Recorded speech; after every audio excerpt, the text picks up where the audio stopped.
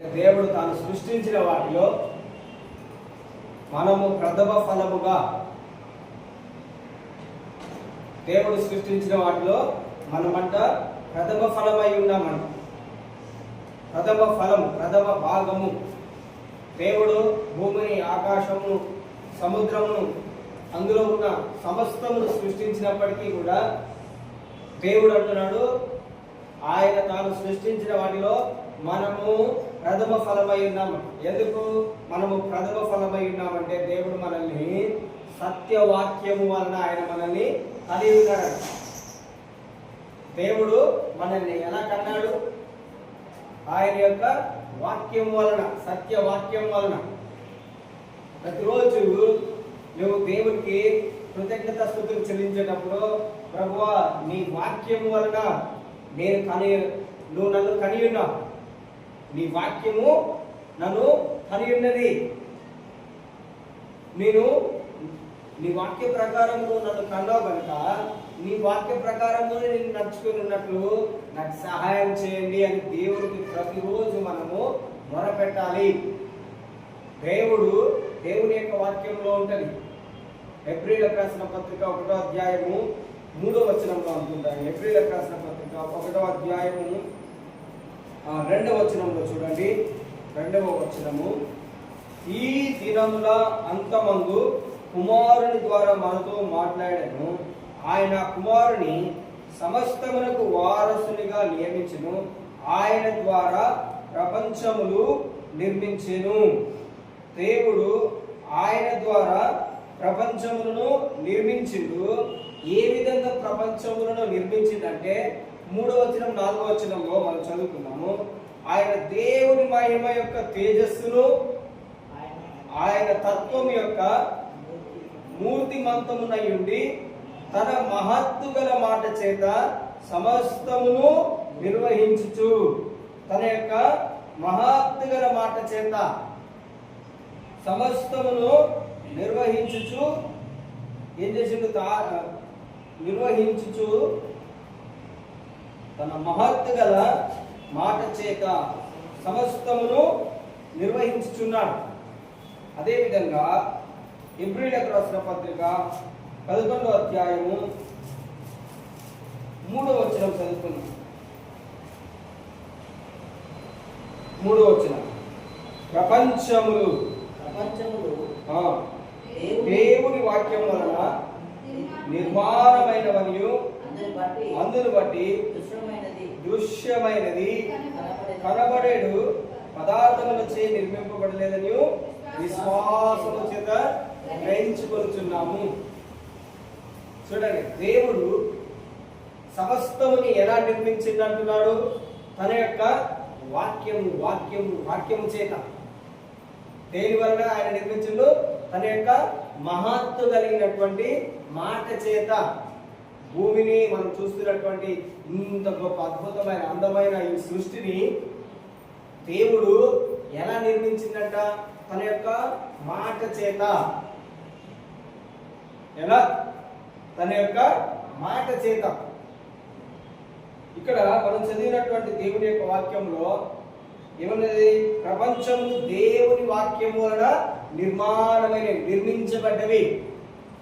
ప్రపంచములు మొత్తము కూడా దేని వలన నిర్మించబడ్డాయి అంటున్నాడు? దేవుని యొక్క వాక్యము వలన. అదేవిధంగా మనం ఏమనుకుంటున్నాం? ఇప్పుడు మనకు కనబడుతున్నాయి అన్ని ప్రపంచంలో కనిపిస్తున్నది అంతా కూడా ఎలా నిర్మించబడ్డది? దృశ్యమైనది. మనం ఏదైనా ఒకటి చేయాలనుకుంటే మన దగ్గర ఉన్న దానితోటి దాన్ని చేయగలుగుతాం. ఈ బైబిల్ని మనం తయారు చేయాలంటే ఫస్ట్ ఆఫ్ ఆల్ మన దగ్గర ఉన్న యొక్క చెట్ల నుండి తయారు చేస్తారు. ఈ యొక్క పేపర్ మీద దేవుని యొక్క వాక్యాలని మనం ముద్రించగలుగుతున్నాం.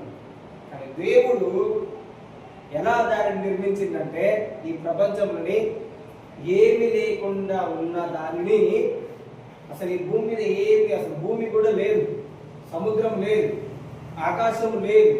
ఆ లేని దానిలో నుండి దేవుడు ఏం చేసిండు?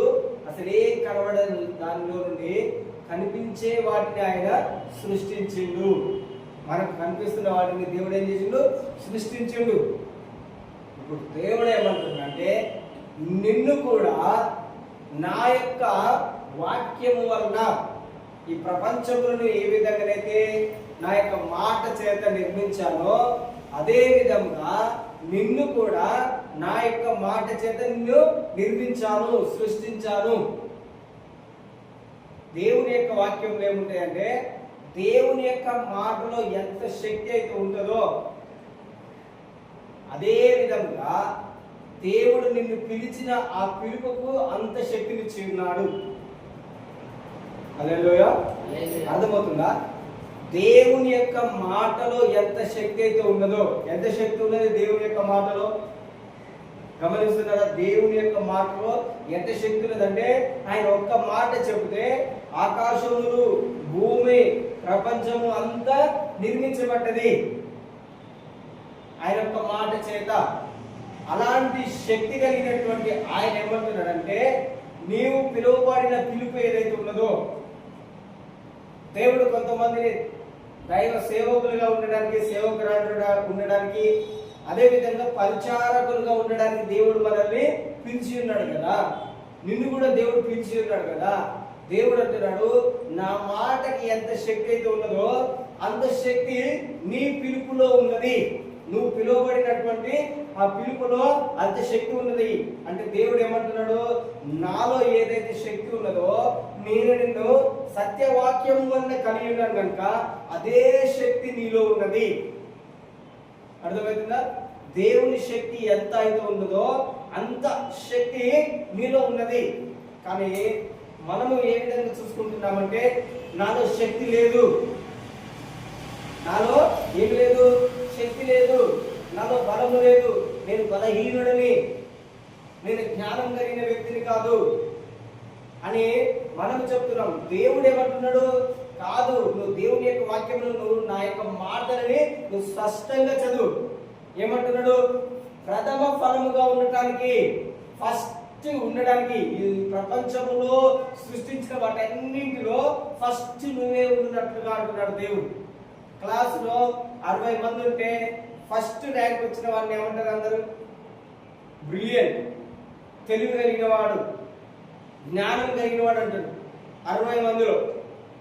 అదేవిధంగా దేవుడు నిన్ను ఎలా జ్ఞానం కలిగిన వ్యక్తిగా, బ్రిలియంట్ గా చూస్తున్నాడంటే ఈ ప్రపంచంలో ఉన్న వాటన్నింటిలో ఫస్ట్ నువ్వే అంటున్నాడు దేవుడు. అర్థమవుతుందా? ఫస్ట్ కావాలంటే చూడండి, యాకోబు పత్రిక 1వ అధ్యాయము, యాకోబు పత్రిక 1వ అధ్యాయం 18వ వచనం. యాకోబు 1వ అధ్యాయము, యాకోబు రాసిన పత్రిక 1వ అధ్యాయము 18వ వచనం. ఏప్రిల్ రాసిన పత్రిక తర్వాత వెంటనే ఉంటుంది. ఆయన తాను సృష్టించిన వాటిలో మనము ప్రథమ ఫలముగా ఉన్నట్లు సత్యవాక్యము వలన మనలను తన సంకల్ప ప్రకారము కన్నాడు. దేవుడు చూడండి, దేవుడు అంట ఎవరి సంకల్పము, ఎవరి చిత్తము ప్రకారం నిన్ను నన్ను కన్నాడు? దేవుని యొక్క చిత్త ప్రకారము. మనం ఎప్పుడైనా ప్రభువా నన్ను ఎందుకు పుట్టించావయ్యా, నన్ను ఎందుకు ఈ భూమి మీదకి పంపించావయ్యా, నన్ను ఎందుకు కన్నావయ్యా, నా వలన నీకు ఏమైనా ఉపయోగం ఉన్నదా, లేదంటే మా తల్లిదండ్రులకు నా వలన ఏమైనా ఉపయోగం ఉన్నదా? చెప్పండి. ఎప్పుడైనా మనం అనుకుంటే దేవుడు అంటున్నాడు నీ గురించి నీకు సరి అయిన అవగాహన లేదు. అదేవిధంగా దేవుని యొక్క వాక్యముల గురించి నీకు సరి అయిన అవగాహన, తెలివి లేదు. అందుకనే నువ్వేం మాట్లాడుతున్నావు? వ్యర్థంగా మాట్లాడుతున్నావు. ఎందుకనే వ్యర్థంగా మాట్లాడుతున్నావు? ఒకటి చెప్తున్నా చూడండి, నీవు ఏదైతే మాట్లాడుతున్నావో, నువ్వేదైతే చెప్తున్నావో రేపు నీ యొక్క ఫ్యూచర్ ని డిసైడ్ చేస్తుంది. అర్థమైంది? నీ భవిష్యత్తుని డిసైడ్ ఏం చేస్తుంది? నీ నోటి నుండి వచ్చేటటువంటి మాట. నీ నోటి నుండి వచ్చేటటువంటి మాట నీ లైఫ్ ని డిసైడ్ చేస్తుంది. నీ యొక్క లైఫ్ అద్భుతంగా ఉండాలన్నా, నాశనంకరంగా ఉండాలన్నా ఎలా ఉంటుందంటే నీ నోటి నుండి వచ్చే ప్రతి మాట వలన. ఎందుకంటే దేవుడు నీకు అంత అధికారం ఇచ్చి ఉన్నాడు. నీ నోటికి, నీ నోటి మాటలకి దేవుడు అంత శక్తినిచ్చి ఉన్నాడు. అర్థమైందిగా? ఎందుకంటే నీవు దేవుని యొక్క దృష్టిలో యు ఆర్ ద ఫస్ట్, మొట్టమొదటి వ్యక్తి నువ్వే. ఈ భూమిని, ఈ సృష్టిని నాశనం చేసే అధికారం నీకు ఇచ్చి ఉన్నాడు. ఈ సృష్టిని బాగు చేసే అధికారం దేవుడు నీకు ఇచ్చి ఉన్నాడు. ఈ సృష్టి మీద దేవుడు నీకు అధికారం ఇచ్చి ఉన్నాడు. అందుకనే దేవుడు ఏమంటున్నాడు, ఎవరికి అధికారం ఉంటుంది, ఎవడైతే మొట్టమొదటిగా ఉంటాడో వానికి అధికారం ఉంటుంది.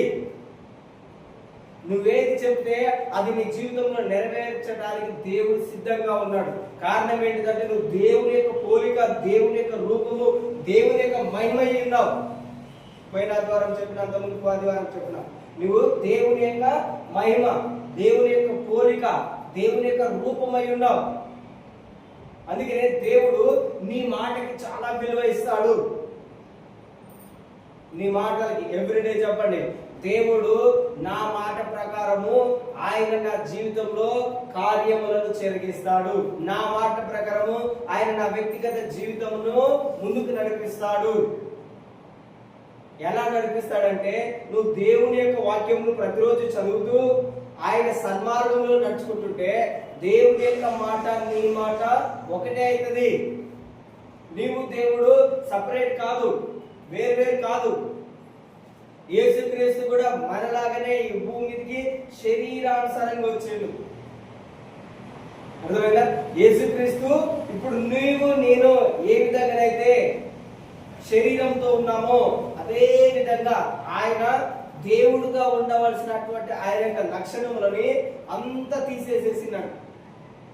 రిక్తిని అంటే అర్థం ఏంటిదంటే ఒక మనిషి భూమి మీద జన్మించినప్పుడు ఏ విధంగానైతే ఉంటాడో అదే విధంగా వితౌట్ గాడ్స్ పవర్, దేవుని యొక్క శక్తి లేనిటువంటి మనిషి యొక్క శక్తి కలిగిన వ్యక్తిగా ఆయన ఈ భూమి మీద జన్మించింది. ఆయన జన్మించి ఆయన ఏం చేస్తున్నాడు, సమస్తమును ఆయన జరిగించి ఉన్నాడు. ఒక మనిషికి ఈ భూమి మీద సమస్తమును సాధ్యమే. ఎలా సాధ్యమవుతుందంటే దేవుడి యొక్క పోలికలో మనము ఆయనతో నడుచుకున్నప్పుడు. దేవుడు ఏమంటాడు, యేసుక్రీస్తు ఏమని చెప్తున్నాడు, ఆయన నేను తండ్రి వేరు కాదు, నేను తండ్రి వేరు కాదు. యేసుక్రీస్తు భూమి మీదకి రాకముందుకు అందరూ దేవుడిని తండ్రి అని పిలవలేదంట. ఈరోజు మనం ఎప్పుడైనా తండ్రి అని ప్రార్థన చేస్తున్నామా లేదా? చేస్తున్నామా? తండ్రి నాయన అని ప్రార్థన చేస్తున్నామా? కానీ యేసుక్రీస్తు రాకముందుకు ఏ ఒక్కరు కూడా తండ్రి అని పిలవలేదంట. ఏమని పిలవలేదు? తండ్రి అని పిలిచేటటువంటి ఆ అనుభవం ఎవరికి లేదంట. యేసుక్రీస్తు వచ్చి ఏం చేసిండు, ఆ యొక్క గోడని, దేవునికి నిన్ను నన్ను దూరం చేస్తున్నటువంటి ఆ గోడని యేసుక్రీస్తు పడగొట్టేసిందంట. పడగొట్టేసి తండ్రి అని పిలిచి దేవుణ్ణి అంట మనతో ఏకం చేసిందనంటారు. దేవుని యొక్క వాక్యంలో చూడండి ఏమంటాడో. యోహాను సువార్త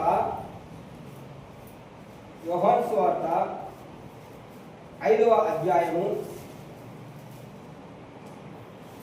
యోహాను సువార్త 5వ అధ్యాయము 18వ వచనం. ఆయన విశ్రాంతి దినాచారం మీరుట మాత్రమే కాక దేవుడు తన సొంత తండ్రి అని చెప్పి తన్ను దేవుడితో సమానుడిగా చేసుకుని కనుక ఇందు నిమిత్తమును యూదులు ఆయనను చంపవలనని మరి ఎక్కువగా ప్రయత్నం చేసి. చూడండి, యేసు ప్రభువుని యూదులు ఎందుకు చంపాలనుకుంటున్నారు?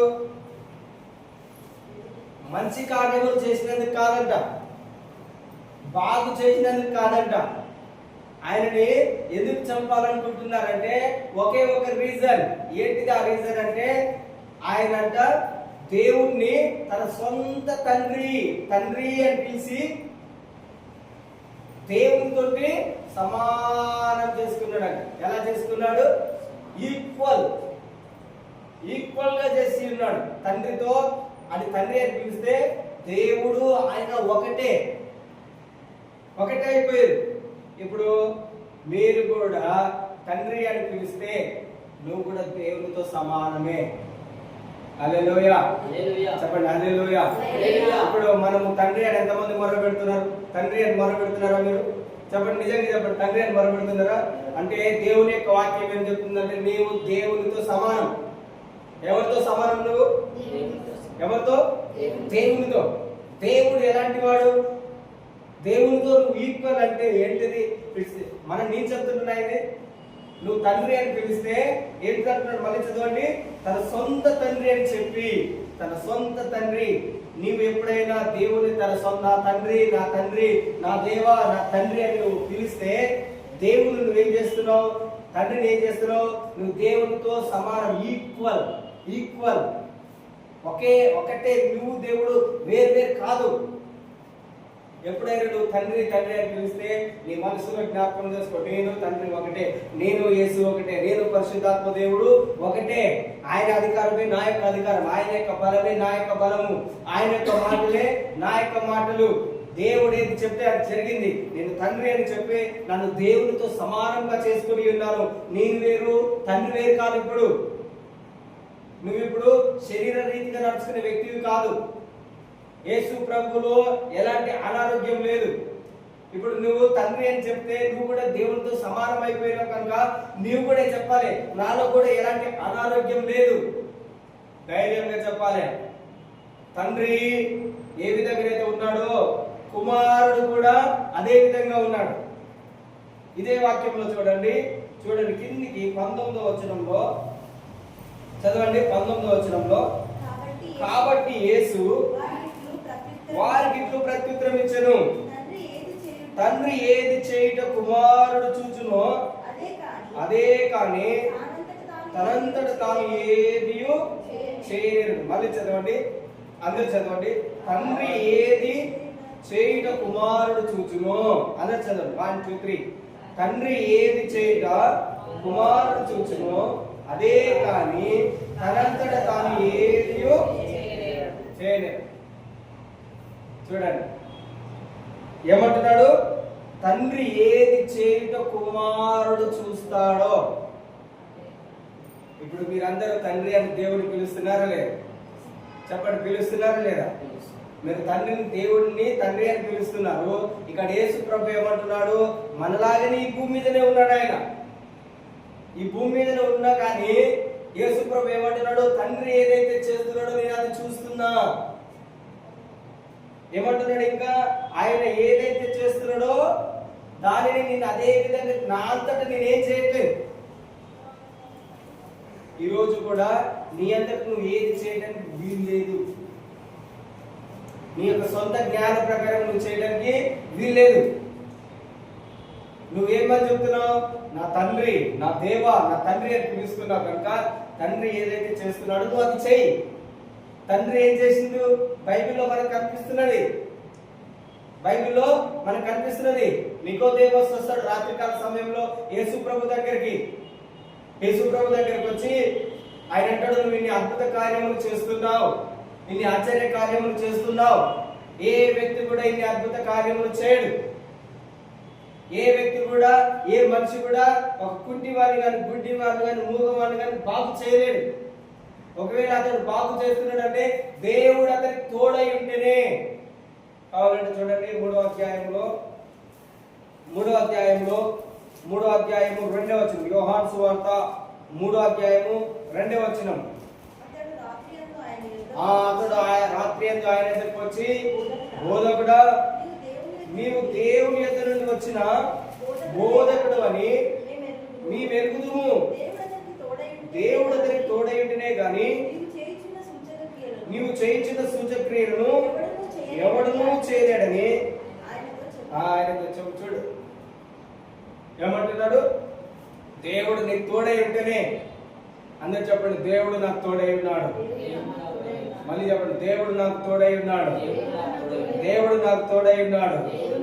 దేవుడు నాకు తోడై ఉన్నాడు. కనుక నేను దేవుని యొక్క క్రియలు చేస్తాను. కనుక నేను దేవుని యొక్క మాటలు చెప్పుచాను. చెప్పండి, నేను దేవుని యొక్క మాటలు చెప్తాను. నా అంతటా నేను ఏమి చేయను. నేను తండ్రి ఏదైతే చేస్తున్నాడో అదే నేను చేస్తాను. హల్లెలూయా. ఎవరి స్టేట్మెంట్? యేసు ప్రభు యొక్క స్టేట్మెంట్. ఇప్పుడు మీ మాట కూడా ఇదే ఉండాలి. నా అంతటా నేనేం చేయలేను. నేను కాదు చేసేది, నేను కాదు నడిచేది, నేను కాదు మాట్లాడేది. నాలో ఉన్న దేవుడే, నాలో ఉన్న దేవుడే, నాలో ఉన్న పరిశుద్ధాత్మ దేవుడే, నాలో ఉన్న తండ్రి అయిన దేవుడే. తండ్రి అయిన దేవుడు నాకు తోడై ఉన్నాడు. నా అంతటా నేను ఏం చేయలేను. నా అంతటా నేను ఈ భూమి మీదకి రాలేను. ఆయన సంకల్పం చొప్పున ఆయన నన్ను కలిగి ఉన్నాడు. ఏం చెప్పాలి నువ్వు? మనం ఇంతకుముందుకు ఎప్పుడు నేను ఎందుకు పుట్టాను, నన్ను ఎందుకు కన్నారు, ఈ మాటలు మాట్లాడుకుంటాం. నేను ఎందుకు పనికిరాను, వేస్ట్ అనుకుంటున్నాం. చాలా సార్లు ఈ మాట వలన నువ్వు దేవునికి అసహ్యం పుట్టించి ఉండొచ్చు. నేనేం చెప్తున్నాను, నీ మాటలు నీ ఫ్యూచర్ ని డిసైడ్ చేస్తాయి. ఎందుకంటే దేవుడు నీ మాటకి శక్తినిచ్చి ఉన్నాడు. దేవుడు నీకేమిచ్చి ఉన్నాడు? శక్తినిచ్చి ఉన్నాడు. నేను పోయిన మీటింగ్ లో చెప్తాను. నేను ఒక మాంత్రికుని జీవితంలో ఒక అపవిత్రాత్మ ఉంటుంది. చేతబడి చేసే వాళ్ళ జీవితంలో కానీ, లేదంటే ఎల్లప్పుడూ దూషించే వ్యక్తి యొక్క హృదయంలో కానీ ఒక అపవిత్రాత్మ ఉంటుంది. అపవిత్రాత్మ ఏం చేస్తుంది? చేతబడి అంటే శపించడం. చేతబడి అంటే ఏంటిది? ఒక వ్యక్తిని శపించడం. అతడు ఎల్లప్పుడూ శపిస్తుండగా ఏమైతుంది? అతనిలో ఏ ఆత్మ ఉన్నది? దురాత్మ. ఏ ఆత్మ ఉన్నది చెప్పండి? దురాత్మ. ఆత్మ వెళ్ళి ఏం చేస్తుంది? ఇతడు శపించిన మాటని బట్టి పనిచేస్తుంది. దురాత్మ ఈజీగా వెళ్ళదు ఒక దగ్గరికి, ఒక వ్యక్తి దగ్గరికి. ఈ మాంత్రికుడు చెబుతున్నటువంటి ఆ మాటను పట్టుకొని దురాత్మ అతని దగ్గరికి వెళ్ళి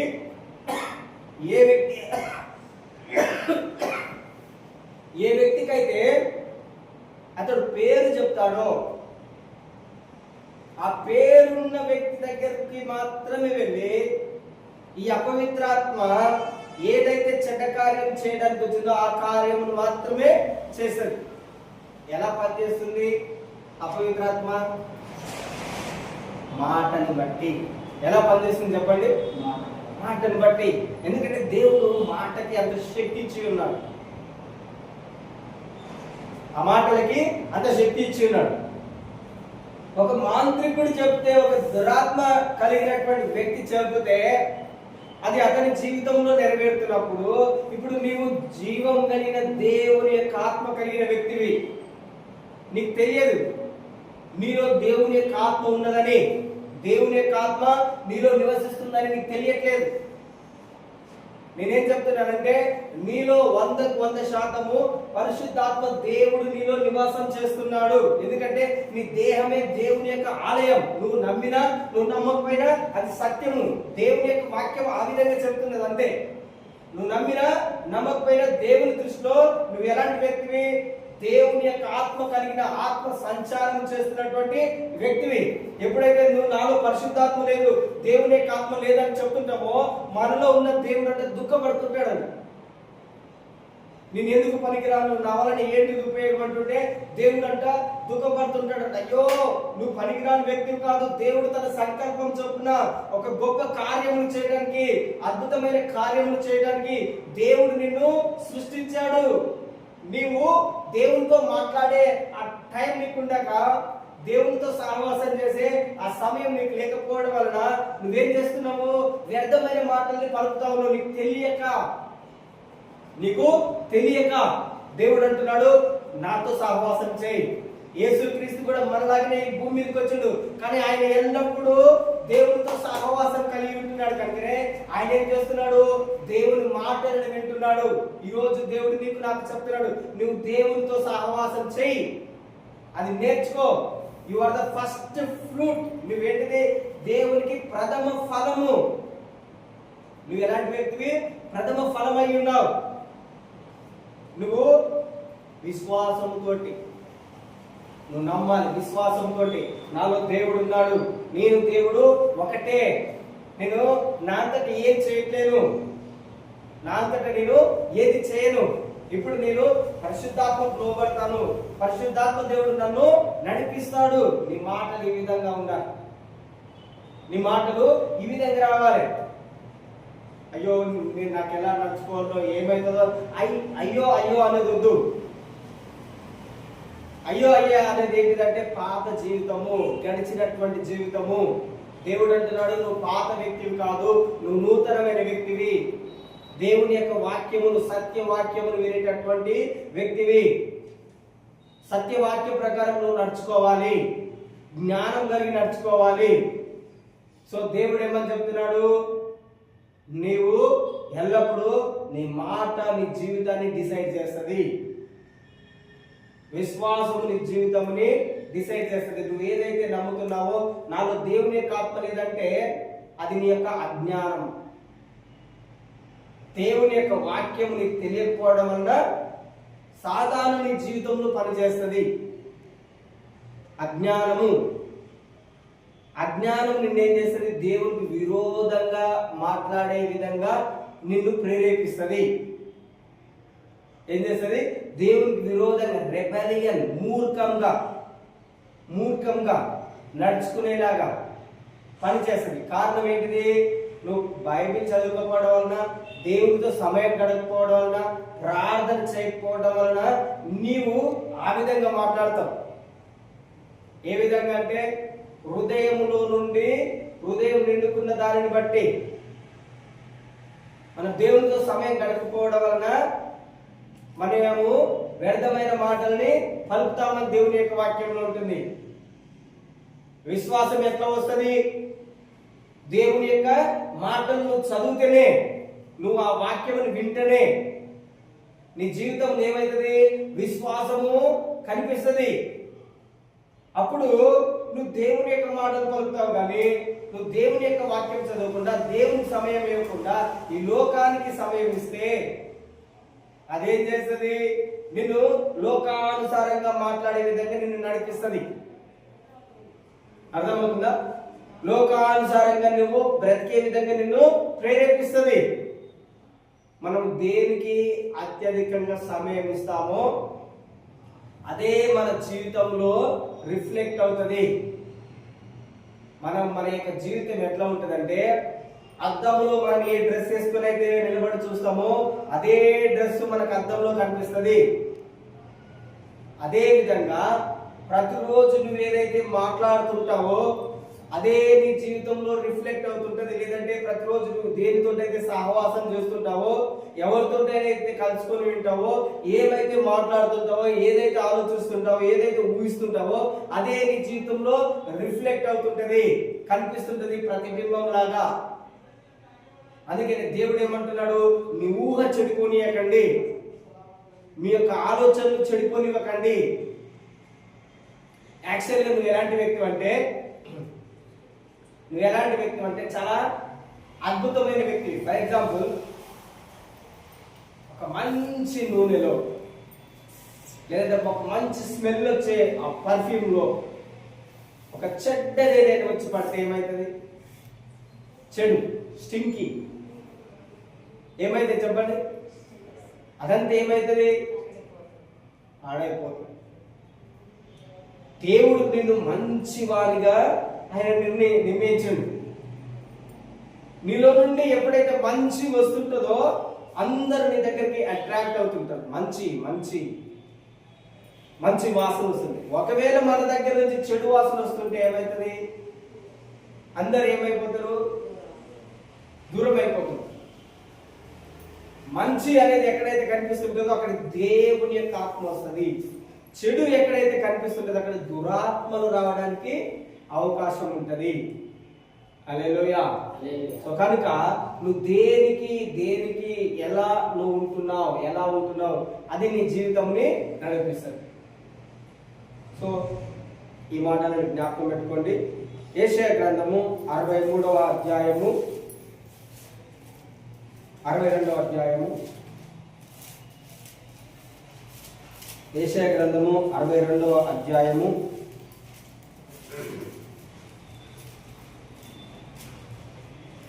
2వ వచనం.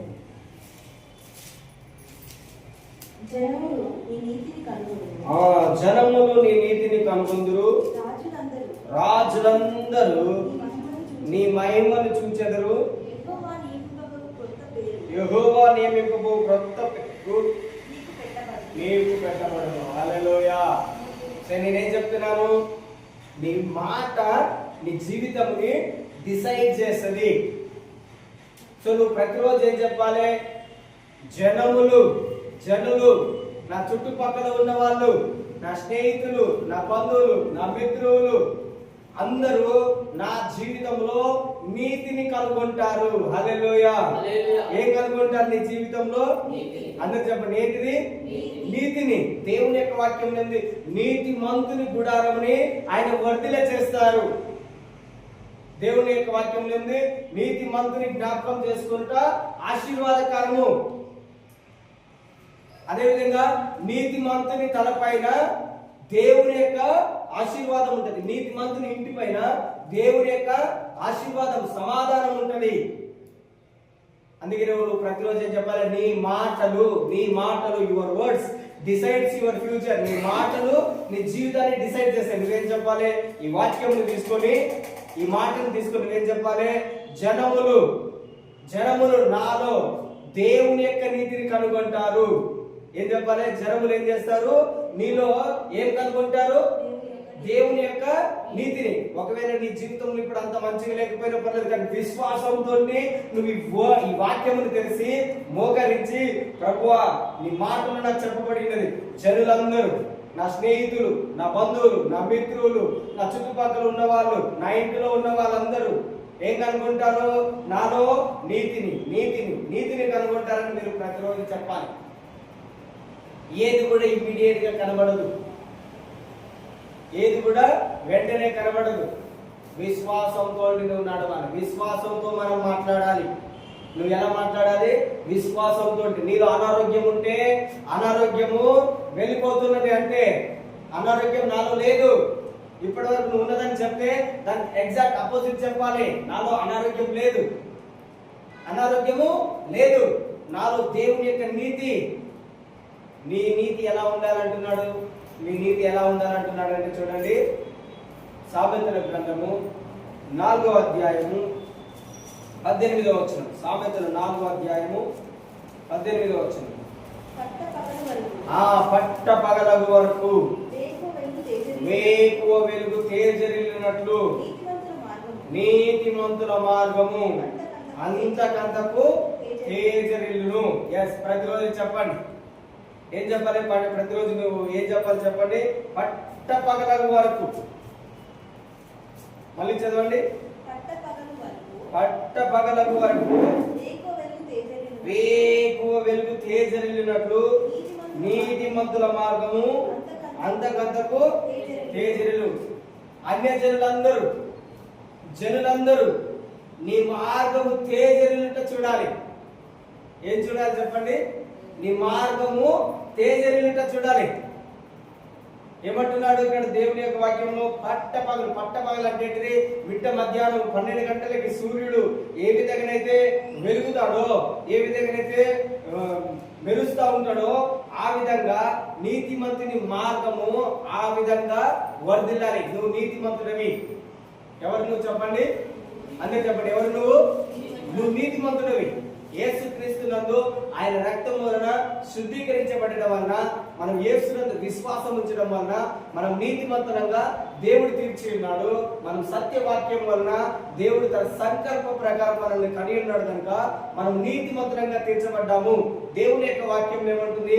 నువ్వు నీతిమంతుడిగా తీర్చడం మాత్రమే కాదు, నువ్వు నీతిమంతుడు అని చెప్పడం మాత్రమే కాదు, దేవుడు ఏం చెప్తున్నాడు? నీ మార్గము వర్ధిల్లాలి, నువ్వు నడిచే నడక వర్ధిల్లాలి, నీ జీవితము వర్ధిల్లాలి, నీ బ్రతుకు వర్ధిల్లాలి. అప్పుడే నీవు దేవుని యొక్క రక్తంలో కడగబడ్డానికి నీకు విలువ. నువ్వు వర్ధిల్లాలి, అన్ని విషయంలో నువ్వు వర్ధిల్లాలి. ఎవడైనా కీడు చేసేవాడు నీ వైపు చూడాలంటే నీ మీద ఉన్నటువంటి ఆ వెలుగు, నీ మీద ఉన్నటువంటి ఆ తేజస్సు వారిని దహించి వేస్తుంది. ఏం చేస్తుంది? కాల్చి వేస్తుంది. మనం సూర్యుని వైపు 12 గంటలకి, మధ్యాహ్నం 1-2 గంటలకి సూర్యుని డైరెక్ట్ ఎంతసేపు చూడగలుగుతాం? చూస్తారా? ఈ లైట్ వైపే మనము ఎక్కువసేపు చూడలేము. కానీ దేవుడు ఏమంటున్నాడు? నువ్వు దేవుని యొక్క రక్తంలో కడగబడిన వ్యక్తివి. నువ్వు ఏ విషయంలో వర్ధిల్లాలంటే నీ యొక్క వెలుగు పట్టపగలయ్యేంత వరకు వెలిగితే దుష్టుడు నీ కుటుంబం వైపు చూడాలన్నా గడగడలాడిపోతారు, భయపడతారు. రోగములు నీ ఎందుకు రావాలన్నా భయపడతాయి. నువ్వు అది చెప్పాలి, నా జనులు నాలో దేవుని నీతిని కనుగొంటారు. హల్లెలూయా. నా స్వనీతి కాదు. ఎవరి నీతి? దేవుని. నా స్వనీతి కాదు, నాది పట్టపగలకు వరకు వేగు వెలుగు తేజరిల్లినట్లు నన్ను దేవుడు నీతిమంతునిగా తీర్చి ఉన్నాడు. నా మార్గము వర్ధిల్లుతుంది. హల్లెలూయా. ఇంకేమంటున్నాడు? రాజులందరూ నీ మహిమను చూస్తారు. ఎవరు? అందరు చెప్పండి. ఎవరు? మనమందరము రాజుల వైపు చూస్తూ ఉంటాం. ఎవరు పెద్దగా ఉన్నారు, ఎవరు ఎమ్మెల్యే సీఎం ఉన్నారు, రాజులు అంటే వాళ్ళ వైపు చూస్తాం. కానీ దేవుని యొక్క వాక్యం ఏం చెప్తున్నది? హే, నువ్వు రాజు కంటే గొప్పవాడివి. ఎవరికంటే గొప్పవాడివి? రాజు కంటే గొప్పవాడివి నువ్వు. ఎందుకు? రాజులందరూ నా యొక్క మహిమను చూస్తారు. హల్లెలూయా. ప్రతిరోజు చెప్పాలి, ఈ పట్టణంలో అందరికంటే గొప్పవాడని నేనే, ఈ పట్టణంలో అందరికంటే పెద్దవాడని నేనే. కారణము దేవుని నేను కలిగి ఉన్నాను. కారణము దేవుని యొక్క వాక్యం నాకు చెప్తున్నది. రాజులందరూ నా మహిమను చూస్తారు. సొలొమోను యొక్క మహిమను చూడడానికి ఎవరు వచ్చినారు? ఏది? షేబా దేశపు రాణి సొలొమోనుకు ఉన్నటువంటి మహిమను, జ్ఞానమును, ఘనతను చూడడానికంట షేబా దేశం నుండి ఒక రాణి ఆయన ఎద్దకు వచ్చింది. అదే విధంగా ఈ పట్టణంలో నువ్వు వర్ధిల్లటను బట్టి, ఈ పట్టణంలో నీ యొక్క వెలుగు తేజరిలను బట్టి, నీవు నీతిమంతుడు అని కనుగొనటను బట్టి రాజులందరూ నీ యొక్క మహిమను కనుగొంటారు. హల్లెలూయా. ప్రతిరోజు చెప్పండి, ఇవి మనం ప్రార్థన చేయాల్సింది. ఏంటిది? జనులు నాలో దేవుని యొక్క నీతిని కనుగొంటారు. Thank you Jesus. యేసయ్యా మీకు వందనములు. నాలో నీ యొక్క నీతి ఉన్నది. నా యొక్క నీతి పట్టపగలకు వరకు వేకు వెలుగు తేజరిల్లినట్లు నా మార్గము ప్రతిరోజు వర్ధిల్ల చేస్తున్నావు. నీకు మహిమ. హల్లెలూయా. రాజులందరూ ఈ లోకంలో ఉన్న ఘనత కలిగిన వ్యక్తులందరూ నా మహిమను చూస్తారు. నీవు ఇచ్చిన మహిమను, సొలొమోను మహిమను చూడడానికి షేబా దేశం నుండి ఏ విధంగా అయితే రాణి వచ్చిందో, అదే విధంగా ఈ పట్టణంలో ఉన్న రాజులందరూ నా యొక్క నీవిచ్చిన మహిమను చూడడానికి నా యొద్దకు వస్తారని చెప్పాలి. హల్లెలూయా. ఇది నీ యొక్క ప్రార్థన అయి ఉండాలి ప్రతిరోజు. నేను నా దేవుని చేతిలో ఏ విధంగా ఉన్నాను? భూషణ కిరీటముగా నేను నా దేవుని చేతిలో నువ్వు ఎలాంటి వాడి అంటున్నాడు? కిరీటం ఎవడైనా కింద వేస్తాడా? కిరీటం ఎవడైనా మురికిలో వేస్తాడా? కిరీటం ఎవడైనా పాదముల కింద దొరుకుతాడా? చెప్పండి. మన దేవుడు నిన్ను ఎందుకు అలాగే దొరుకుతాడు? దేవుడు నన్ను హింసిస్తున్నాడు, దేవుడు నన్ను బాధ పెడుతున్నాడు, అయ్యో దేవుడికి నేను ఇష్టం లేదా, నా ప్రార్థన ఎందుకు వినట్లేదు అంటున్నామంటే కారణం ఏంటిది? దేవుడు నీకు ఏ పొజిషన్ ఇచ్చిండు, ఆ పొజిషన్ నీకు తెలియట్లేదు. నీ పొజిషన్ ఏంటిది? దేవుడి చేతిలో, నువ్వు ఆయన చేతిలో కిరీటం అంటున్నాడు దేవుడు. కింద చదవండి. మూడవ వచనంలో యెషయా గ్రంథము 62వ అధ్యాయము 3వ వచనం. నువ్వు యెహోవా చేతిలో భూషణ కిరీటముగాను, నీ దేవుని చేతిలో రాజకీయ మకుటంగాను ఉందువు. హల్లెలూయా. నువ్వు ఎలా ఉంటావు అంటున్నాడు దేవుడు. నీ గురించి ఏం చెప్తున్నాడు? ఏ మై సన్, మై డాటర్, నా కుమారుడా, నా కుమార్తె, నీ గురించి నువ్వు ప్రకటించు. నేను నా దేవుని చేతిలో. ఎవరి చేతిలో? నా దేవుని చేతిలో. ఈ ఫోన్ నా చేతిలో ఉన్నది కనుక ఇప్పుడు ఇది ఎవరిది అంటున్నాను? నాది. నీ ఫోన్ నీ చేతిలో ఉన్నది, నీ బైబిల్ నీ దగ్గర ఉన్నది కనుక ఈ బైబిల్ ఎవరిదని చెప్తున్నాము? నాది. ఇప్పుడు మనమందరం ఎవరి చేతిలో ఉన్నాము? చెప్పండి, ఎవరి చేతిలో ఉన్నావు? నీ లైఫ్ ఎవరి చేతిలో ఉన్నది? చెప్పండి, జీవ మరణములు ఎవరి చేతిలో ఉన్నాయి? దేవుని చేతిలో. దురాత్మల చేతిలో లేవు. నీ జీవితము దయ్యముల చేతిలో, రోగముల చేతిలో లేనే లేదు. దరిద్రత చేతిలో నీ జీవితం లేదు. నీ జీవితము దేవుని చేతిలో ఉన్నది. హల్లెలూయా. అన్న చెప్పండి, నా జీవితము దేవుని చేతిలో ఉన్నది. మూడుసార్లు, నా జీవితము దేవుని చేతిలో ఉన్నది. నా జీవితము దేవుని చేతిలో ఉన్నది. ఎవ్రీడే, ప్రతిరోజు మీరు ఇలా చెప్పాలి. నా జనులందరూ, లేదంటే అన్య జనులందరూ, నా చుట్టుపక్కల ఉన్న వాళ్ళందరూ నా యొక్క నీతిని, దేవుడు నాకు ఇచ్చిన నీతిని కనుగొంటారు. ఈ రాజులందరూ నా మహిమను చూస్తారు. కారణం ఏంటిది? నేను దేవుని చేతిలో భూషణ కిరీటంగా ఉన్నాను. హల్లెలూయా. ఏ కిరీటంగా ఉన్నావు నీవు? భూషణ కిరీటంగా దేవుని చేతిలో. ఎవరి చేతిలో ఉన్నది నీ జీవితము? దేవుడు నిన్ను ఎప్పుడైనా అనగదొక్కుతాడా? దేవుని చేతిలో ఉన్న దానిని ఎవడైనా తీసుకోగలుగుతాడా? ఎవరైనా దొంగిలించగలుగుతారా? చెప్పండి. యేసు ప్రభు అంటాడు. యేసు ప్రభు ఏమంటాడంటే, మీ అందరినీ దేవుడు నాకు ఇచ్చి ఉన్నాడు, నా చేతిలో నుండి ఏ ఒక్కరు కూడా అపహరింపలేదు. కావాలంటే చూడండి, యోహాను సువార్త 10వ అధ్యాయము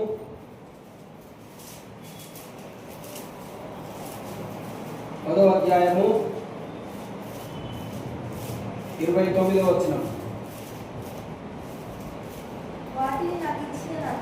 వాటిని నాకు ఇచ్చిన తండ్రి అందరికంటే గొప్పవాడు కనుక నా తండ్రి చేతిలో నుండి ఎవడును వాటిని అపహరింపలేడు. హల్లెలూయా. నువ్వెవరి చేతిలో ఉన్నావు? చెప్పండి, ఎవరి చేతిలో ఉన్నావు నువ్వు? తండ్రి చేతిలో. ఎవరి చేతిలో? చెప్పండి, ఎవరి చేతిలో ఉన్నారు మీరు? తండ్రి చేతిలో. దేవుని చేతిలో మీరు ఉన్నారు. దేవుని చేతిలో మీరుంటే దేవుడు అంటున్నాడు, ఏ దొంగ అయినా, ఏ అపవాది అయినా, ఏ దురాత్మ అయినా నా తండ్రి చేతిలో నుండి వాటిని అపహరింపలేడు. ఏం చేయలేడు? అపహరించలేడు. కానీ మరి ఎలా దొంగిలించబడుతున్నాం? మన యొక్క సంతోషము ఎలా దొంగిలించబడుతుంది? మన యొక్క ఆనందము ఎలా దొంగిలించబడుతుంది? మన శరీరం పాడవడానికి ఎలా నువ్వు పాడవుతున్నావు? ఎలా? రీజన్ ఏంటిదంటే నీవే ఏం చేస్తున్నావు? సాతానికి నీ జీవితంలో అవకాశం ఇస్తున్నావు. దొంగిలించబడడానికి, పాడవడానికి, నాశనం అవ్వడానికి నీవే సాతానికి అవకాశం ఇస్తున్నావు. కానీ దేవుడు అంటున్నాడు, ఎవడు కూడా తండ్రి చేతిలో నుండి ఎవడు కూడా దొంగిలించలేడు. ప్రతిరోజు నువ్వు చెప్పాలి, నేను నా యొక్క జీవితము నా తండ్రి చేతిలో ఉన్నది. ఎవరి చేతిలో ఉన్నది నీ జీవితము? నా తండ్రి చేతిలో ఉన్నది. నా తండ్రి నన్ను ఏ విధంగా ఉంచినాడు? భూషణ కిరీటంగా, రాజకీయ మకుటంగా. నువ్వు ప్రతిరోజు చెప్పాలి, ఎవ్రీడే చెప్పాలి, ప్రతిరోజు చెప్పాలి, నేను నా తండ్రి చేతిలో ఉన్నాను, నేను నా దేవుని చేతిలో ఉన్నాను. ఏ ఒక్కడు నన్ను తాకలేడు. ఎవడైనా నన్ను తాకితే నా తండ్రి కళ్ళు గుంటూరు ముట్టిన వాడే. ఏమన్నది దేవుని యొక్క వాక్యంలో? ఎవడైనా మిమ్మల్ని తాకితే వాడు నా యొక్క కనుగుడ్డును తాకినట్టు వాడని దేవుని యొక్క వాక్యంలో. జకర్యా గ్రంథము 2వ అధ్యాయము 8వ వచనం. జకర్యా 2వ అధ్యాయము 8వ వచనం చదవండి. గుర్తుపెట్టుకోవాలి, ఇవన్నీ మీరు ప్రేయర్ చేయాలి. మీ వాక్యంలో, మీ ప్రార్థనలో ఈ మాటలు కనబడాలి. జకర్యా 2వ అధ్యాయం 8వ వచనం చదవండి. సైన్యములకు అధిపతియగు యెహోవా సెలవిచ్చినదేమనగా, మిమ్మును ముట్టినవాడు తన కనుగుడ్డును ముట్టిన వాడని ఎంచి తనకు ఘనత తెచ్చుకొని దలచి మిమ్మును దోచుకొనిన అన్యజనుల యొద్దకు ఆయన నన్ను పంపినాడు. చూడండి, దేవుడు ఏమంటున్నాడు? మిమ్మల్ని ఎవరైనా తాకుతున్నారా? నీవు దేవుని చేతిలో ఉంటే, చూడండి, మీరు దేవుని చేతిలో ఉంటే, దేవుని యొక్క నీతి నీలో ఉంటే, దేవుని యొక్క మహిమ నీకుంటే, దేవుని యొక్క వాక్య ప్రకారం నువ్వు నడుచుకుంటే, పట్టపగలకు వరకు వేలుకు తేజెల్లుతున్నట్లయితే నీ జీవితంలో ఎవడైనా, ఏ శత్రువు అయినా, ఏ సాతాని అయినా వచ్చి నేను ముట్టుతున్నాడంటే వాడు ఏం చేస్తున్నాడు అంటున్నాడు దేవుడు? నా కనుగుడ్డును ముట్టుతున్నాడు. ఎవడైనా నా కనుగుడ్డును ముట్టగలుగుతాడా? చెప్పండి, ఎవడైనా దేవుని కనుగుడ్డును ముట్టుతాడా? కానీ నిన్ను ముట్టున్నాడంటే అర్థం ఏంటిది? రోగములు నిన్ను తాకుతున్నాయంటే అర్థం ఏంటిది? వ్యాధులు నిన్ను తాకుతున్నాయి, బాధలు నిన్ను తాకుతున్నాయి, ప్రజలు నిన్ను హింసిస్తున్నారు, నువ్వెప్పుడు తక్కువ వాడిగా ఉంటున్నావు. దేవుడేమో నీకు ఘనతనిస్తున్నాడు, దేవుడేమో నీకు మహిమనిస్తున్నాడు అంటున్నాడు. కానీ అందరూ నేను హింసిస్తున్నారంటే దాని యొక్క కారణం ఏంటిది? కారణం ఏంటిది అంటే నీవే దానికి కారణమై ఉన్నావు. దేవుని చేతిలో ఉండడానికి నీకు ఇష్టం ఉండట్లేదు. దేవుని యొక్క చేతిలో భూషణ కిరీటంగా ఉండడం నీకు ఇష్టంగా ఉండట్లేదు. దేవుడు అంటున్నాడు, ఎవడైనా నిన్ను ముడితే నా కనుగుడ్డును ముట్టినటువంటి వాడు. ఎందుకు వాళ్ళు నిన్ను ముడుతున్నారంటే నీవు వాటికి అవకాశం ఇస్తున్నావు. డోర్ ఓపెన్ చేస్తున్నావు. నువ్వేం చేయాలి? డోర్ ని క్లోజ్ చేయాల్సింది పోయి నువ్వేం చేస్తున్నావు? ఆ ఎంటర్టైన్మెంట్ కోసము, ఆ క్షణకాలమైనటువంటి ఆనందం కోసము డోర్ తెరిచి జీవితకాలము బాధపడుతున్నాం, రోజులకు రోజులు బాధపడుతున్నాం. కొద్ది నిమిషముల సంతోషం కొరకు, కొద్ది నిమిషముల ఆనందం కొరకు మనం ఏం చేస్తున్నాము? వాటితో కలిసి, ఈ లోకంతో కలిసి ఏం చేస్తున్నాము? ఈ లోకంతో కలిసి ఏం చేస్తున్నాము? మన యొక్క జీవితాన్ని పాడు చేసుకుంటున్నాం. దేవుడు అంటున్నాడు, నువ్వు నా చేతిలో ఉన్నావు, నువ్వు నా చేతిలో భూషణ కిరీటంగా, రాజకీయ మకుటంగా నా యొక్క మహిమను నీకు ఇచ్చి ఉన్నాను. ఆదాం ఏం చేసిండు? దేవుడు తనకు మహిమనిస్తే ఆదాం తీసుకెళ్లి సాతాను చేతికి ఇచ్చిండు. ఆదాం తీసుకెళ్లి ఏం చేసిండు? సాతానికి ఇచ్చిండు. దేవుడు అంటున్నాడు, మరి యొక్క ఆదాంగా నువ్వు ఉండకూడదు, మరొక ఆదాంగా నువ్వు ఉండకూడదు. ఒకవేళ మరొక ఆదంగా ఉంటే సాతాను నీ పైన అధికారం చేస్తానంటున్నాడు. దేవుడు అంటున్నాడు, నీ యొక్క అధికారము నీవు తిరిగి తీసుకో. నీకు ఇచ్చినటువంటి అధికారము, ఆదాము ఏదైతే అధికారం సాతానికి ఇచ్చిందో, నీ భూమికి వచ్చి ఆదాము ఇచ్చినటువంటి, సాతానికి ఇచ్చినటువంటి అధికారముని నేను తీసేసి, దేవుడు ఏం చేసిండు? సాతానికి అధికారం లేకుండా చేసేసిండు. ఇప్పుడు దేవుడు నీకు మరలా అధికారం ఇచ్చి, దేవుడు ఏమంటున్నాడు? రాజులు నీ యొక్క మహిమను చూస్తారు, జనులందరూ నీ యొక్క ఘనతను, నీ యొక్క నీతిని చూస్తారు. నువ్వు నా చేతిలో భూషణ కిరీటంగా, బంగారు కిరీటంగా నువ్వు నా చేతిలో ఉన్నావని వాళ్ళందరూ కనుగొంటారు. నువ్వు నా చేతిలో రాజకీయ మకుటముగా, రాజులందరూ చూసే విధంగా దేవుడు నేను చేసి ఉన్నాను అంటున్నాడు. హల్లెలూయా. కానీ మనం ఏం చెప్తాం? అయ్యో ప్రభువా నేను పనికిరాని వాడని, అయ్యో ప్రభువా ఇది మాట్లాడుతుంటాం. కానీ దేవుడు అంటున్నాడు, నువ్వు పనికిరాని వాడవు కాదు. కారణం ఏంటిదంటే నీకు జ్ఞానం లేకపోవడం వలన. దేని గురించి జ్ఞానం లేదు? దేవుని యొక్క మాటల మీద నీకు జ్ఞానం లేదు. దేవుని యొక్క వాక్యం మీద నీకు జ్ఞానం లేకపోవడం వలన నువ్వు వ్యర్థమైన మాటలు మాట్లాడుతున్నావు. అందుకని సైతాన్ ఏం చేస్తున్నాడు? నీ మాటల్ని ఉపయోగించి వాడు నీ జీవితాన్ని నాశనం చేస్తున్నాడు. అందుకని నేనేం చెప్తున్నాడు? యువర్ వర్డ్స్, నీ మాటలు నీ ఫ్యూచర్ని, నీ భవిష్యత్తుని డిసైడ్ చేస్తాయి. నువ్వు ఎలా జీవించాలి, ఎలా ఉండాలి. అందుకనే రోజు రెగ్యులర్ గా చెప్పండి. నేను చెప్తున్న ప్రతి మాటని, ప్రతిరోజు వాక్యాన్ని, ప్రతి సండే చెప్తున్నటువంటి వాక్యాన్ని మీరు కనుక ఆ వాక్యాన్ని ఒకరోజు ఇప్పుడు వింటే ఏమంటే మర్చిపోతారు. కానీ మీరేం చేయండి? యూట్యూబ్ లో మన యొక్క వీడియోస్ ఉన్నాయి, దాన్ని విని మరలా నేను ఏదైతే చెప్పమన్నానో ఆ మాటని మీరు కాన్స్టెంట్ గా ఆ వారం అంతా మీరు చెప్పండి. ఆ వారం అంతా చెప్పండి. పోయిన ఆదివారం ఏం చెప్పినాను? దేవుని యొక్క మహిమ, దేవుని యొక్క పోలిక, దేవుని యొక్క రూపమై ఉన్నాను. దేవుని యొక్క వాక్యంలో ఉంది దేవుని యొక్క సర్వ పరిపూర్ణత క్రీస్తునందు నివసించుచున్నది.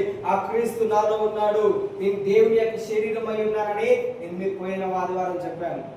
ఆ వాక్యమును మీరు ధ్యానిస్తే సర్వ పరిపూర్ణత మీలోనే కనిపిస్తుంది. నేను చెప్పేది మీరు చేయండి. వారంలో 7 రోజులు 6 రోజులు మీరు దాన్ని చేయండి. అప్పుడు మీ లైఫ్ ఏమవుతుంది? మారిపోతుంది. ఇప్పుడు ఈ రోజు చెప్పిన వాక్యములు మీరు ఏ విధంగా అయితే నేను చెప్పినానో అదే విధంగా మీరు ప్రాక్టీస్ చేయండి. ప్రాక్టీస్ లేకుంటే ఏది కూడా నీ జీవితంలో రాదు. వాక్యం విన్నావు కానీ దేవుని యొక్క వాక్యం ఏమో చూడండి. యాకోబు పత్రిక నిన్ను నువ్వు మోసం చేసుకోవద్దని దేవుని యొక్క వాక్యంలో ఉంటుంది. యాకోబు పత్రిక 1వ అధ్యాయం 22వ వచనం. మీరు వినువారు మాత్రమై ఉండి మిమ్మును మీరు మోసపుచ్చుకొనకుండా వాక్య ప్రకారము ప్రవర్తించు వారునై ఉండండి. మీరు వాక్య ప్రకారం ఎలా ప్రవర్తిస్తారు చెప్పండి. నీకు ఆ వాక్యం గుర్తు లేకపోతే, నేను చెప్పిన మాటలు గుర్తు లేకపోతే, దేవుని యొక్క వాక్యం ఏమంటుంది? మీరు వినేవారు మాత్రమే ఉండొద్దు. వింటున్నావు, ప్రతి ఆదివారం దేవుని యొక్క వాక్యం వింటున్నావు, వినేం చేస్తున్నావు? మర్చిపోతున్నావు. దేవుడు ఏమంటున్నాడు? విన్న వాక్యమును మర్చిపోవడానికి కాదు నువ్వు ఆదివారం ఆరాధనకు వచ్చేది. ఆ వాక్య ప్రకారం నువ్వు నడుచుకోవాలి అంటున్నాడు. వాక్య ప్రకారం నడుచుకోవడం అంటే ఏంటిది? వాక్య ప్రకారం నడుచుకోవడం అంటే ఏంటిది? మన పిల్లలు ఇంట్లో ఉంటే మనం వారికి ఏదైనా ఒక పని చెప్పినాం, ఆ పని అతడు వెళ్ళి ఆ పని చేసుకొని వస్తే అతడు మన యొక్క మాట ప్రకారము నడుచుకున్నట్టు. ఒకవేళ మనం చెప్పింది చేయకుండా విన్నాడు కానీ ఆ మాటను చేయకపోతే దానికి అర్థం ఏంటిది? ఆ మాట ప్రకారం నడిచిందా? తర్వాత గురించి చెప్తాను, నా పిల్లగాడు నా మాట వినట్లేడు, నా మాట ప్రకారం నడవట్లేదు అంటే అర్థం ఏంటిది? వాళ్ళకి భయం లేకుండా పోయింది. ఏం లేకుండా పోయింది? భయం లేకుండా పోయింది. అదేవిధంగా మనం కూడా దేవుని యొక్క వాక్యం వినడానికి వస్తున్నాం. భక్తి దేవుని యొక్క వాక్యం వినడానికి వస్తున్నాం. దీనికి భక్తి. కానీ దేవుని యొక్క వాక్యంలో భయం లేని భక్తి వ్యర్థమైనది. దేవుని యొక్క వాక్యానికి భయపడేవాడు ఆ వాక్యం ప్రకారం, ఆ మాటల ప్రకారము నడుచుకుంటాడు. మరి ఇప్పుడు దేవుని యొక్క వాక్యంలో ఏమంటున్నాడు? నువ్వు వాక్యమును వినడం మాత్రమే కాదు, ఆ వాక్యమును ప్రకారము నడుచుకోవాలి. విన్న వాక్య ప్రకారము నడుచుకోవాలి. ఏం చేయాలి? నువ్వు దాని కొరకు ప్రయత్నం చేయాలి. ఆ వాక్యమును నువ్వు ఆ వాక్యం ప్రకారం నడుచుకోవాలంటే ఏం చేయాలి? ఆ వాక్యాన్ని వినాలి. వింటే మనం స్టార్టింగ్ నుంచి నేను దేవుని యొక్క వాక్యం చెప్పుకుంటూ వస్తున్నా. మీకు ఎన్ని మాటలు జ్ఞాపకం ఉంటాయి? తెలియదు. మరి మనం వారం రోజులు ఏ విధంగా దేవుని యొక్క వాక్య ప్రకారం నడుచుకుంటాము? ఆ వాక్య ప్రకారం నడుచుకోవాలంటే ఏం చేయాలి? వింటూనే ఉండాలి. ఆ వాక్యాన్ని వింటూనే ఉంటే ఆ వాక్య ప్రకారం అప్పుడు మనము ప్రవర్తిస్తాము. అది దేవుడు నువ్వు వాక్య ప్రకారం ప్రవర్తించడం చూసి నీ యొక్క విశ్వాసాన్ని కనుగొంటాడు దేవుడు. నీ విశ్వాసాన్ని కనుగొని నువ్వు పదే రిపీట్ చెప్తుంటే అదేమైతుంది? నీలో విశ్వాసాన్ని క్రియేట్ చేస్తుంది. ఆ విశ్వాసమే నీ జీవితంలో అద్భుతములు చేస్తాయి. హల్లెలూయా. ఎలా ఉన్నావు నువ్వు దేవుని చేతిలో? చెప్పండి. భూషణ కిరీటంగా ఎలా ఉన్నావు దేవుని చేతిలో? రాజకీయ మకుటంగా. చెరులందరూ ఏం చేయాలి నీ జీవితంలో? దేవుని యొక్క నీతిని వారు కనుగొనాలి. అదేవిధంగా రాజులందరూ ఏం చూడాలి నీ జీవితంలో? దేవుని యొక్క మహిమ. అందరు చెప్పండి, ఏం చూడాలి రాజులందరూ? దేవుని యొక్క మహిమ. ఎలా వెలగాలి? నీ యొక్క మార్గం ఎలా వర్ధిల్లాలి? వేకువ వెలుగు పట్ట పగలగు వరకు తేజరిల్లినట్టు నీ వెలుగు వెలగాలి. నీ యొక్క వెలుగు వెలగాలి. ఆ విధంగా ఈరోజు నేను చెప్పిన ప్రతి మాట ఎవడైనా నిన్ను ముట్టుతున్నాడంటే ఏం ముట్టుతున్నట్టు? దేవుని యొక్క అడుగుతుంది. మీరు చెప్పండి, ప్రభువా నేను నీ చేతిలో ఉన్నాను, నేను నీ వాక్య ప్రకారం నడుచుకుంటున్నాను. నా శరీరంలో ఏదైతే బలహీనత ఉన్నదో అది నాకు సంబంధించింది కాదు. నేను అపవాదికి సంబంధించి కాదు. రోగములు, వ్యాధులు, దరిద్రత అంతా అపవాదికి సంబంధించింది, దయ్యములకు సంబంధించినవి. నేను మీ యొక్క సంబంధిని. వాటన్నిటినీ ఇప్పుడే నేను తిరస్కరిస్తున్నాను యేసు నామములో. దావీదు ఏమన్నాడు?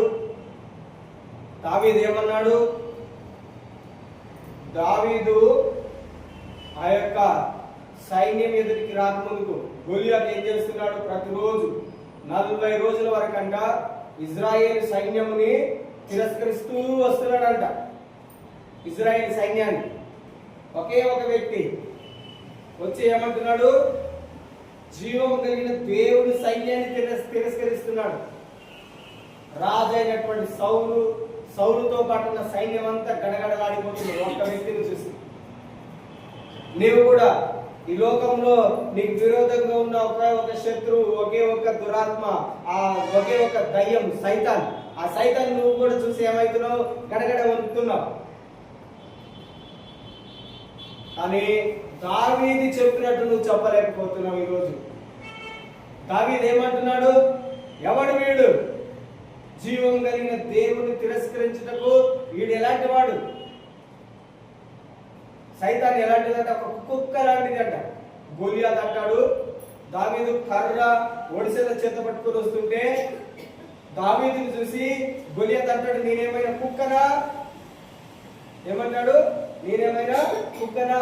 ఏ విధంగా పోల్చుకుంటున్నాడో చూడండి. దురాత్మలు ఎప్పుడు కూడా దేవుని స్థానమును తీసుకోలేరు. దావీదు ఏమంటున్నాడు? జీవము కలిగిన దేవుడు అంటున్నాడు. ఇక్కడ గొలియాత్ ఏం చెప్తున్నాడు? కుక్కని. ఎంత డిఫరెన్స్ ఉందో చూడండి. ఇన్ని రోజుల వరకు వీళ్ళకేమో దేవుని యొక్క వాక్యం తెలియక, దేవునితో సహవాసం లేక, దావీదు అభిషేకించబడిన వ్యక్తి, దేవునితో సహవాసం చేసేటటువంటి వ్యక్తి కనుక దావీదుకి భయం లేదు.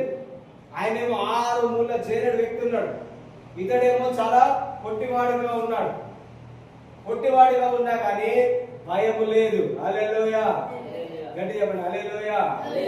దేవుడు నీకు తోడుగా ఉంటే దేనికి భయపడవు నువ్వు. నీవు కూడా దావీదులాగా చెప్తావు, జీవము కలిగిన దేవుని నామములో రోగములారా నేను మీకు ఆజ్ఞాపిస్తాను. నీ శరీరంలో ఏ రోగం అయితే ఉన్నదో దాన్ని చెప్పండి. నేను నీకు సంబంధించిన వ్యక్తిని కాను, నువ్వు పాతాళములకు సంబంధించిన వ్యక్తివి. నా శరీరంలో నుండి వెళ్ళిపోమని నీకు ఆజ్ఞాపిస్తున్నానని మీరు చెప్పండి. అవి మీ మాటలకు లోపడతాయి.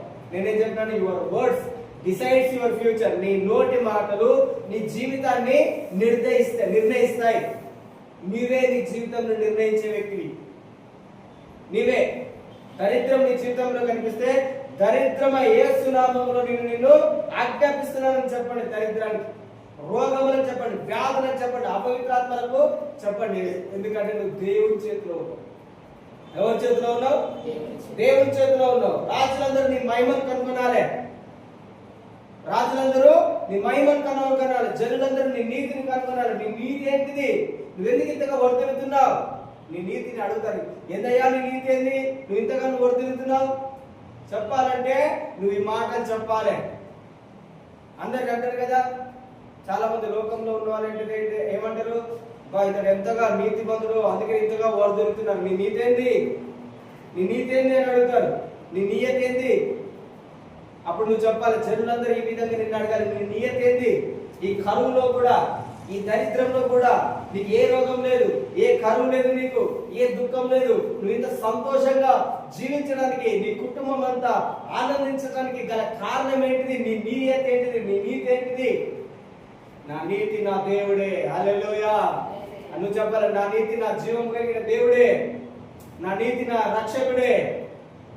నీవే ఆ విధంగా చెప్పినట్లయితే నీ నోటి మాటని బట్టి జనులందరూ నీ జీవితంలో నీతిని కనుకుంటారు. రాజులందరూ దేవుని యొక్క మహిమను నీలో చూస్తారు. హల్లెలూయా. గట్టి చెప్పండి హల్లెలూయా. మీరు ప్రతిరోజు ఇలా చెప్పండి, విశ్వాసంతో చెప్పండి. దేవుని యొక్క వాక్యంలో ఉన్నది విశ్వాసం నీ జీవితంలో చూడలేని వాటిని మనం చదివినంగా విశ్వాసం అనేది నిరీక్షింపబడి వాటి యొక్క నిజ స్వరూపం. దేవుడు ప్రపంచంలన్నింటినీ ఎలా నిర్మించిండు? తన యొక్క మాట చేత, తన యొక్క వాక్యం చేత. దేవుని యొక్క వాక్యం. నీవు కూడా నీ జీవితాన్ని ఎలా కట్టుకోగలుగుతావు? దేవుని యొక్క వాక్యం చేత, దేవుని యొక్క మాట చేత. నీకేది కావాలో, నువ్వేదైతే నీ జీవితంలో చూడాలనుకుంటున్నావో అవన్నీ నీ నోటి మాట ద్వారా నువ్వు ఆజ్ఞాపించాలి. నీ నోటి మాట ద్వారా. నీవు దేవుని తండ్రి అని పిలిస్తే నీవు దేవునితో సమానమని దేవుని యొక్క వాక్యంలో ఉంది. అర్థమవుతుందా? నువ్వు దేవుని తండ్రి అని ప్రార్థన చేస్తే దేవునితో ఎలాంటి వ్యక్తివి? నువ్వు సమానం, దేవునితో సమానమైన వ్యక్తివి. అదే విధంగా నీ అంతటా నువ్వు ఏం చేయకూడదు. దేవుని యొక్క వాక్యాన్ని చదువు. దేవుడు ఏం చెప్పిందో నీకు అర్థమవుతుంది. నీ అంతటా నువ్వేం చెప్పడానికి వీల్లేదు. దేవుడే నీకు సమస్తం నీ వాక్యంలో బోధించిండు. అప్పుడు నువ్వు చెప్పాలి, నా అంతటా నేనేం చెప్పట్లేదు, నా దేవుడు నాకు చెప్పిన ప్రకారం నేను చెప్తున్నాను. ఈ వాక్యమును చదివితే నువ్వు దేవుడు చెప్పినట్టు చెప్తావు. తండ్రి అని పిలిస్తే నువ్వు దేవునితో ఈక్వల్ అవుతున్నావు. దేవునితో సమానమైతే జనులందరూ నీ జీవితంలో దేవుణ్ణి కనుగొంటారు. మొట్టమొదటి జనులు కాదు, నువ్వే కనుగొంటావు. నీ లైఫ్లో, నీ కుటుంబంలో, నీ వ్యక్తిగత జీవితంలో దేవుని యొక్క సన్నిధిని, దేవుని యొక్క మహిమను, ఆయన యొక్క కృపను, ఆయన యొక్క మహిమను నీవే మొట్టమొదటి కనుగొంటావు. అప్పుడు మిగిలిన వాళ్ళందరికీ ఆటోమేటిక్గా నీ గ్లోరీ, నీ మహిమంతా కనిపిస్తుంది. విశ్వాసంతో దేవుని యొక్క వాక్యముని చదివి ఆ వాక్యమునే మీరు ప్రార్థన చేయండి. ఆ వాక్యమే నీ జీవితంలో గొప్ప కార్యము చేస్తుంది. వాక్యమే నీ జీవితంని, నీ బ్రతుకులు మార్చేది. ప్రార్థన కాదు.